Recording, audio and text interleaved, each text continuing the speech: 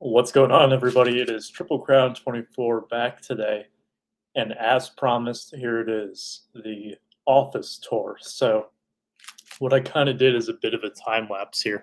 I think there's 5 clips in total, and this first clip that you'll see spans from when I first moved in to today. Now, I will warn you that the office is a little messy today just because I've got a lot of stuff that I'm sorting right now, trying to get things put in certain places now that I'm fully moved in. But I thought you guys would enjoy this today, kind of hear my thoughts about certain things or why certain things are the way they are, and do this little voiceover. So I merged these clips together. I'm just going to play this video and watch along with you guys. So it's about 4 minutes in footage here, but of course, I'll talk quite a bit. So let's go ahead and get started. So this was the first day. This was start of November, I want to say. So you can see it's empty. Sorry for the camera tilt there. As you can see, I'm just showing you the walls, and without much furniture in there, probably not going to get a great space of a great idea of the space. But here's the one of the storage rooms or side offices, multi-purpose there with the thermostat on the wall. So it is climate controlled, which is nice for card storage. Now there's a little dirt on the carpet there. A couple of my little goodies. So this is again before I started bringing anything in. So there's no cards, there's no furniture yet. We do need to fix the wall guard there at the bottom. So something I'm still working on. All right. So then we move into day 2. So here's this is my cart that I use for shows. It's a little blurry here. Let me try to get it. That's about as good as it's going to get. So this was my cart that I use for shows, and I still do use it for shows. But for the most part, as you can see, I don't know if you guys can see my cursor. Yeah, you can. Okay. So I was using this a lot to move stuff in. I didn't really have anything that was too large where I couldn't move it using this. So you see here, this is my Detroit Tigers bucket that I use as a waste receptacle. And then I have my shipping labels here. Just got a brand new shipment in, I think on the same day. So just packed those up and brought them over. The consignments were packed away in this box. So that was some of the first cards I brought over, was the consignments that haven't been put up yet. So see, showing off my Tigers bin, of course. And then consignments there. I'm upside down, so I turn myself around. And turning on the light here, you can see the wire rack shelf. I did cut the zip ties off after I showed this on the video, but these shelves are really nice. You can get them at Lowe's. If you get, I have a 4-stack one and a 5-stack one. They also make a 6-stack. I think this one was like $120. They're very sturdy. There's also wall mounts that you can get with them too. I personally choose not to use them just because the boxes that I put on there sometimes run a little long on the shelves. And I also like to be able to move the shelf if I need to, which at some point I'm actually going to move it from this spot here. But these are an incredible value if you're looking for a nice shelving unit to hold storage boxes of cards. So this isn't the most desirable thing if you're going to be looking to just display singles or whatever the case may be. Uh, but I think for storing, maybe some heavier stuff or just like I said, those big bulky boxes, this is a really great way to do so. And the 4-rack one, it fit very well in my closet at home. So if you guys want to use that one, I would recommend that as well. So let's keep rolling along here. There's not anything else really in there at that point, but we'll turn into here, and you can see as I pause it here, I have a desk. This desk was actually moved into the front reception area. Also have a bookshelf that I just brought from home. The desk fairly cheap. I think it was like just a little over $100. It was from At Home. If you guys, if you're here in the Midwest, you probably have seen some At Homes around in your area. Maybe I don't know how national they are at some point. I don't know if they're even international, but see there's a desk, nice wood desk. It's not real wood, of course, but and then a little look out the window. It's a decent view. I don't really spend too much time looking out the window. I'm mostly looking at what's in front of me here. But it's if I wanted to, it's a nice enough view. But I have the blinds and everything and stuff too, so I can kind of adjust the light as I see fit. So here is this is a few days later, and you can see some stuff has changed. Trying to get it freeze frame here where it's not blurry. Uh, I have the coffee table there in front, and then you'll see this white frame in the background. So this is a day bed here, and I'll have to give a shout out to my friend Garrett Card Cutter, who you guys know, I'm sure. He suggested to me because he told me to watch this video of Mojo. Shout out to him as well. And I watched his video of his office that he got several months back. And I remember Garrett had told me when he prefaced the video to me was that he was doing this office to have furniture in it where if it was a late night or something, he could crash there. If he needed to take a nap, he could crash on a couch. So this was offered to me for less than the price of a couch, and it's kind of multifunctional, so it's better to take a nap on. So it definitely is better to sleep on than a couch. Sitting wise, it is kind of it's larger than a normal couch. It's a little bit more deep, so it's not necessarily as ideal as a couch or a chair would be to just sit in, but you can sit on the edge of it still.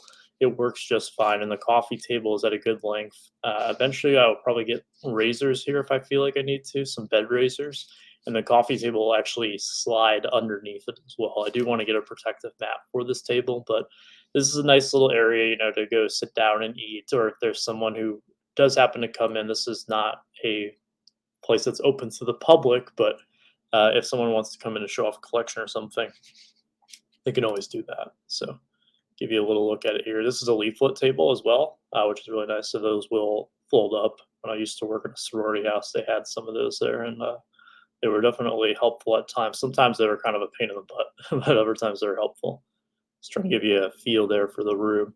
There's a coat closet in there. That's also where some of the wiring is for the internet connection. So we go in here, and now you start to see some cards being moved in. So let me, that's not that blurry. So at first I have the consignments here. They do eventually get moved from where we're at right now, but how I do my boxes, let me see if I actually show them off or not. Yeah, it looks like I'm going to. So you see right here, this was actually an idea that I got from Big Shep over on Twitter. And he has like these boxes here with, I believe, the Royals and the Giants were the two teams that he had. So that's his two teams that he has these boxes for, and he basically printed off their logos and put them on the boxes. So I like that idea a lot. So over time, I just built up enough two-row boxes to be able to do that. You can kind of make it out here on some of these ones off to the side. Like this is an NFL box. So there's 5 teams in this one. As I expand to more football and basketball cards, each of those teams is going to get their own box. Some of the baseball teams like the Yankees, the Dodgers, the Red Sox, the Phillies, the teams I have a lot of cards for, are the ones that I have 2 boxes for already, but that's just kind of the plan for how it goes. And then within the boxes, let's see, will I show what's in the boxes, or does that come later in the video? I'm just showing all the teams. All right. I'm not going to show that right now, I guess. So I will defer to later in the video for that. So as you can see, the desk from earlier was moved out. This is the desk that I'm currently using right now. It's kind of like a meeting table type of desk. You can see it's got 2 holes there to feed the wires into. And it's a really nice, sturdy piece of furniture, a little bit more sturdy than what you saw earlier on. So I've really enjoyed it. It's a lot more spacious than my desk at home as well. So it's nice to as an area to kind of do work.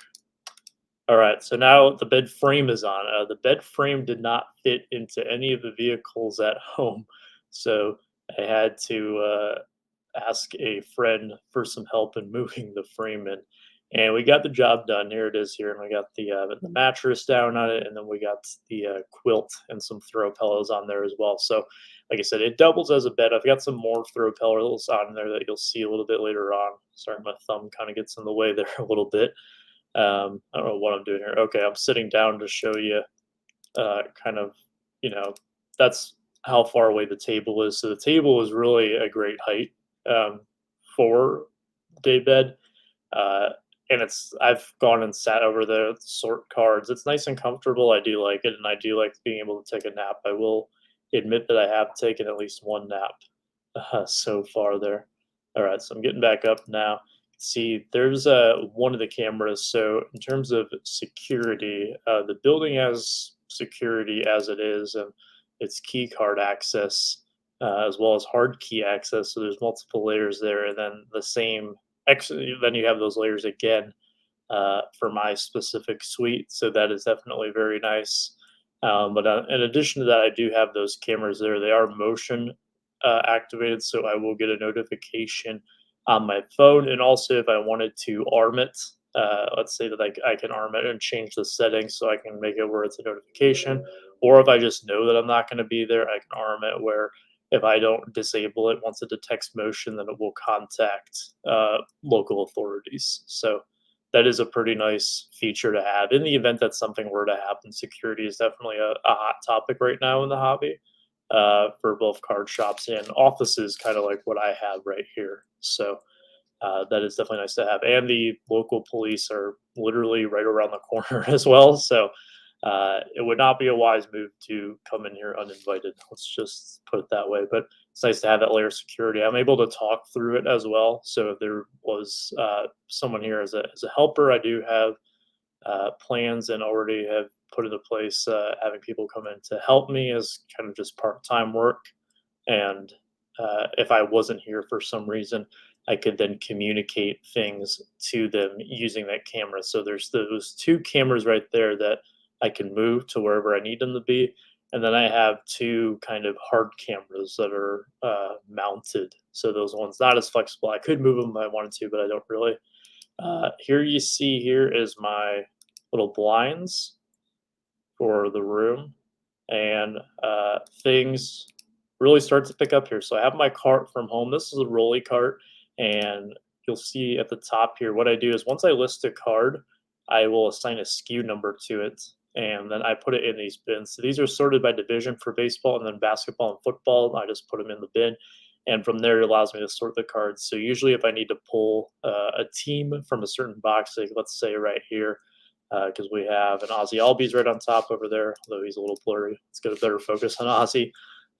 He, I'll go get the Braves box out, and then I will take all the cards from the stack and put all the Braves that I've listed into there. So then those are ready and put into place. And then the cart can also be used as just kind of a holding place, or if I need to wheel it out to use for something.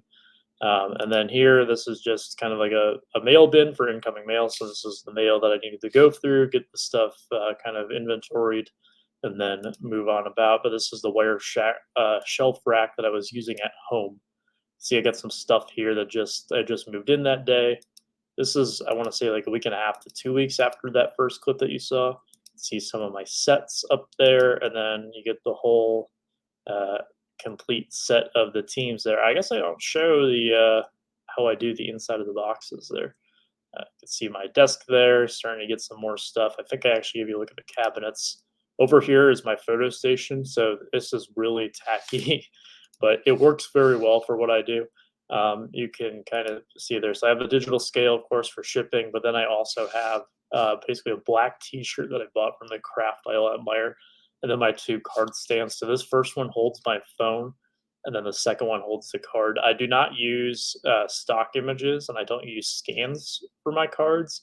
There's a few reasons for that that I can talk about in a separate video, but we're running a little long anyway, so for the sake of time.